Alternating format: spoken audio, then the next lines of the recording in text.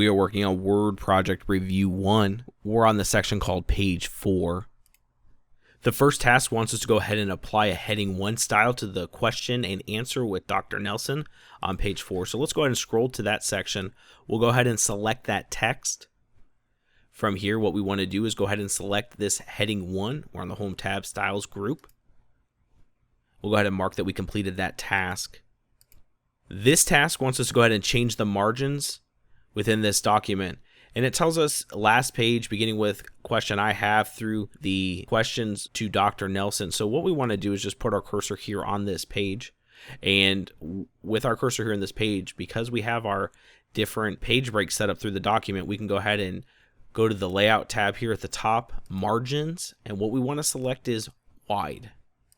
And notice that it didn't apply those margins to anywhere else in this document. We'll go ahead and click that we completed that task. This task wants us to go ahead and apply a footnote to this heading here. So what we'll do is we'll put our cursor here at the end of this text. We'll go to the References tab here at the top. We want to go ahead and click Insert a Footnote. From here, what we want to do is go ahead and cut this text. So we'll go ahead and select it. It tells us Dr. William Nelson to recreational vehicle. And what we can do is on the keyboard, hit Control X, or on your Home tab, it's here in the clipboard settings, you can do cut. And what we want to do is in this little footnote here, we can click, and what I would encourage you to do is go ahead and right click here, and then under paste options, select keep text only. We'll go ahead and mark that we completed this task. The final task is to go ahead and hyperlink the text, email all of your questions to an email. So let's go ahead and we'll select that, all of your questions.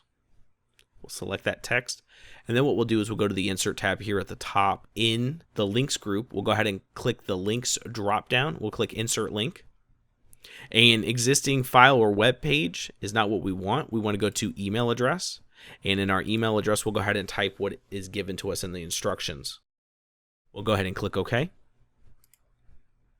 And we'll go ahead and mark that we completed that task.